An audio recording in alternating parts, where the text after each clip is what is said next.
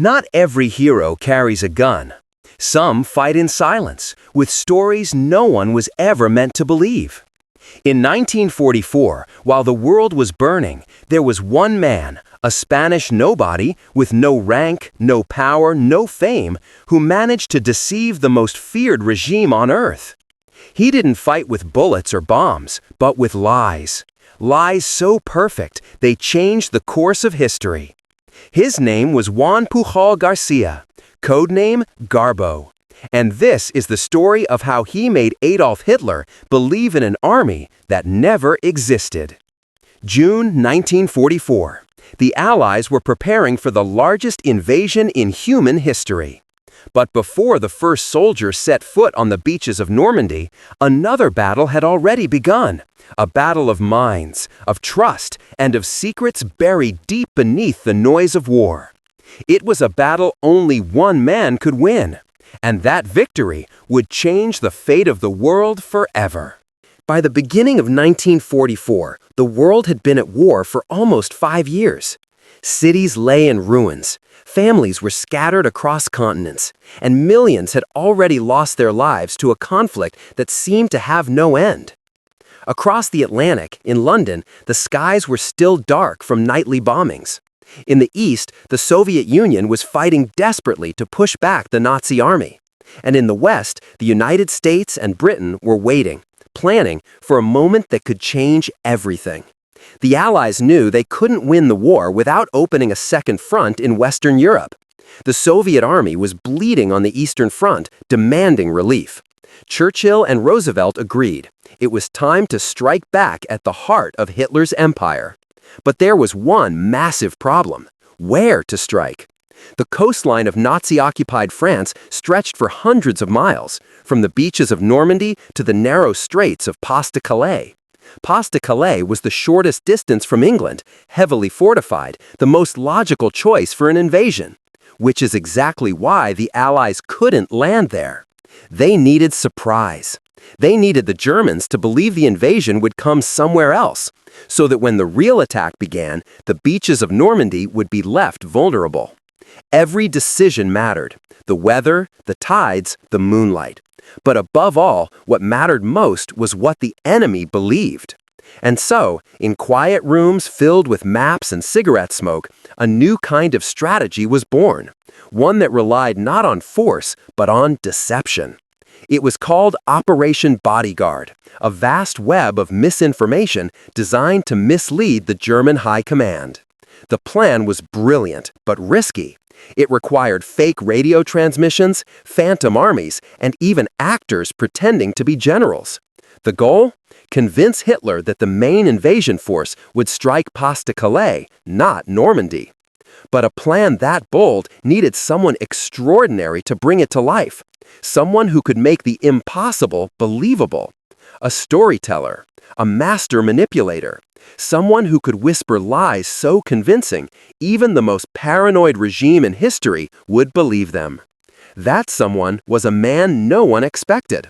A failed businessman from Barcelona, with no military background, no training, and no reason to be trusted. Yet somehow, he would become one of the most valuable spies in the world. And his name was Juan Pujol García. But before he became the man who fooled both sides of a world war, he was just an ordinary man, lost in the chaos of history, driven by one strange dream: to serve a cause greater than himself, even if it meant lying to everyone he met. And then, amid the maps, the strategies, and the whispered meetings, a name appeared that no one paid attention to. An ordinary man with a mind bold enough to change the course of the entire war. He wasn't born a spy. He didn't grow up dreaming of secret missions or coded messages. He was just a man trying to make sense of a broken world. Juan Pujol García was born in Barcelona in 1912, the son of a kind-hearted man who taught him one simple rule: never harm another human being. But when Spain fell into civil war, Juan's life changed forever. He saw lies everywhere. Lies from politicians, from generals, from the people in power. And he swore that if he ever had to lie, it would be for something good. When World War II began, Juan wanted to help the Allies. He wasn't a soldier, but he believed in freedom, in decency, in humanity. So he did something extraordinary. He volunteered to become a spy. The problem? No one wanted him. British intelligence, MI5, rejected him 3 times. He had no training, no connections, and no reason for anyone to trust him. But instead of giving up, Juan decided to invent his own mission. Using nothing but imagination and courage, he walked into the German embassy in Madrid and offered to spy for them. He claimed he had powerful contacts in Britain and could send back top-secret information. The Germans believed him instantly. They gave him money, a radio, and a code name, Alaric. Juan then went home and started making things up. He created fake agents, dozens of them, spread across Britain. There was a pilot stationed in Glasgow, a dock worker in Liverpool, even a civil servant in London. Each had a backstory, handwriting, and a personality, all invented by Juan. He wrote detailed reports about military operations, troop movements, and supply routes, none of which existed. Yet every message sounded so authentic that the German intelligence service, the Abwehr, was convinced they had built the best spy network in Britain. Back in London, the British eventually discovered what was happening, and instead of arresting him, they smiled. They saw genius in his madness. They realized that this strange, stubborn Spaniard could become the perfect double agent. So MI5 brought him to London, gave him a new name, Garbo, and turned his lies into one of the most powerful weapons of the war. From that moment, Juan Pujol García was living a double life. To the Germans, he was their most loyal spy in England. To the British, he was their most valuable asset. Every word he sent over the radio was a thread in a web of deception, one that would soon stretch across Europe. He was no longer just lying to survive. He was lying to save lives. And soon, those lies would face their greatest test. Because in 1944, the Allies were ready to strike back. The invasion of Europe was coming, and Garbo's job was to convince Hitler it was happening somewhere else. That would become the most dangerous and delicate game of deception in human history, a game that Garbo would play better than anyone before or since.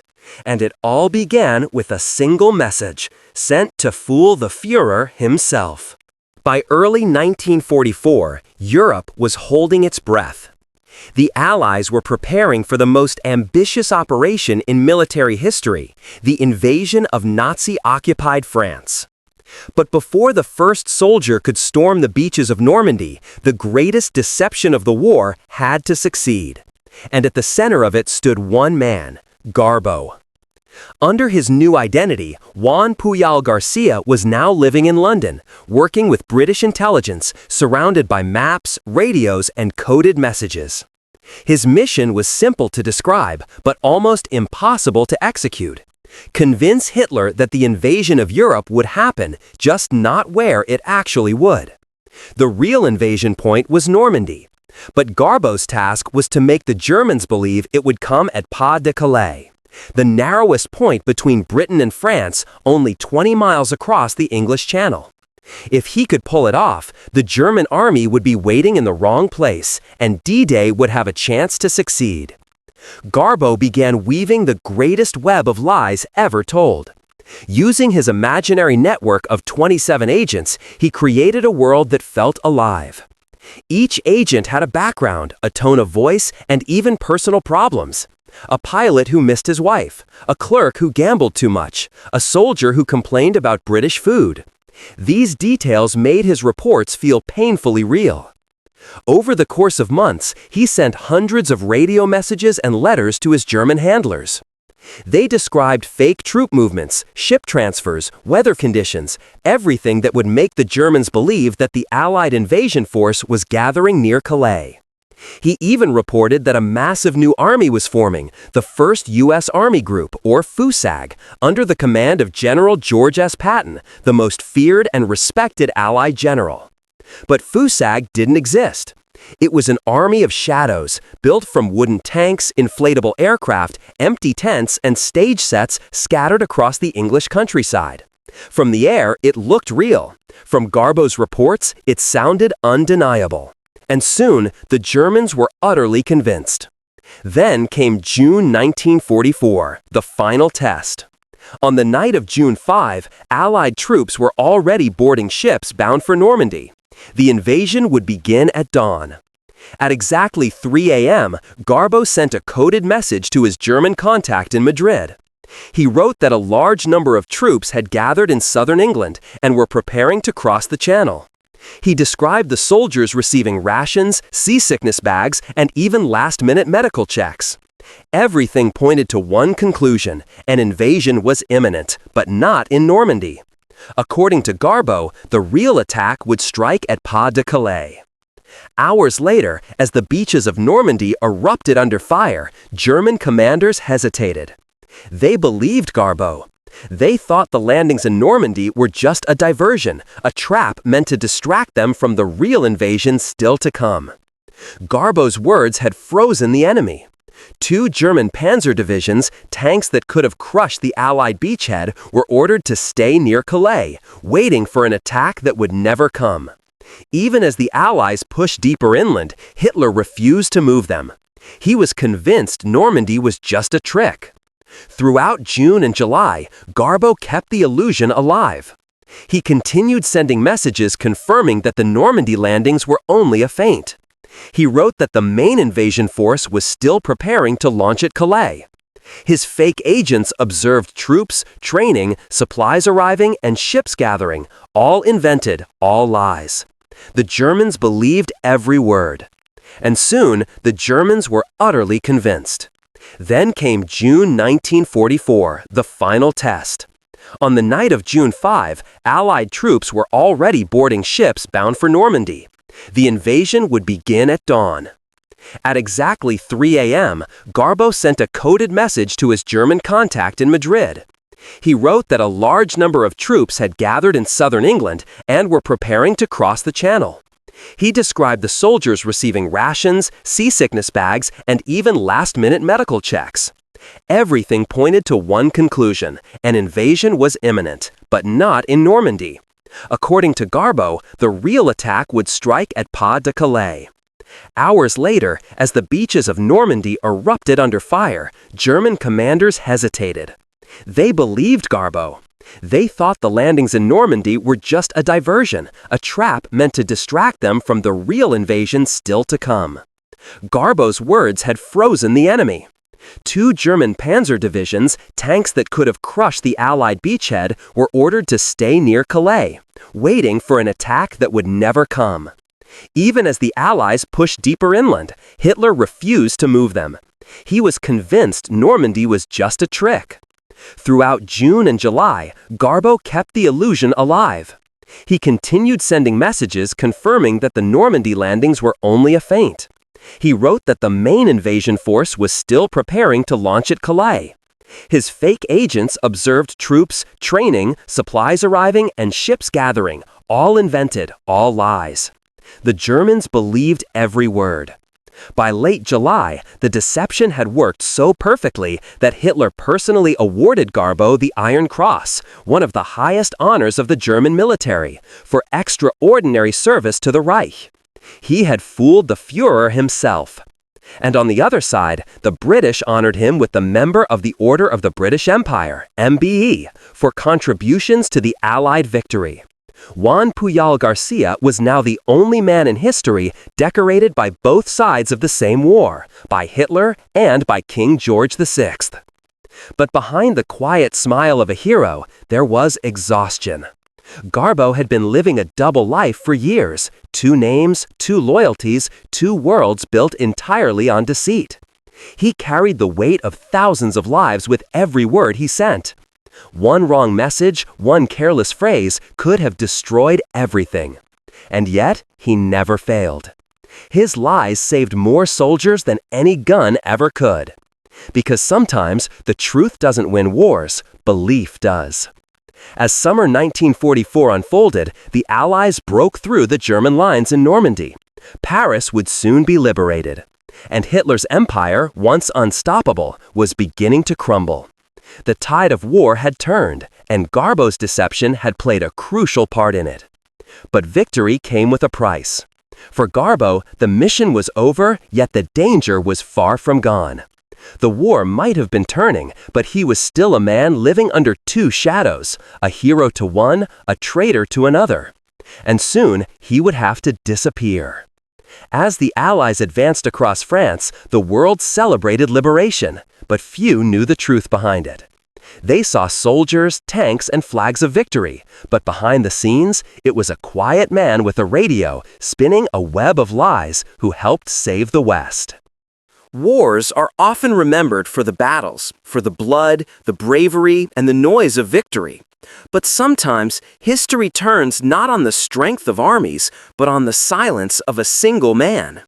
In the summer of 1944, that man was Garbo. Because of him, Hitler kept his eyes fixed on Pas-de-Calais. Because of him, German tanks stayed still while Allied troops fought for their lives on the beaches of Normandy. And because of him, the invasion succeeded. While the world celebrated the liberation of France, few realized that a quiet Spaniard sitting behind a radio in London had changed the course of the war. By August, the deception had achieved what no weapon could. It bought the Allies time, precious weeks that allowed them to build a foothold in Europe, push forward, and liberate an entire continent. As Allied forces broke through German defenses and marched toward Paris, Hitler still believed the real invasion was coming at Calais. Even as his empire began to collapse, he waited for an army that never existed. Garbo's web of lies had worked flawlessly. He had turned fiction into fact and belief into power. But behind that triumph was a strange kind of irony. Juan Pujol García, the man who deceived an empire, never fired a shot, never wore a uniform, and never killed a soul. Yet his lies saved more lives than most generals ever could.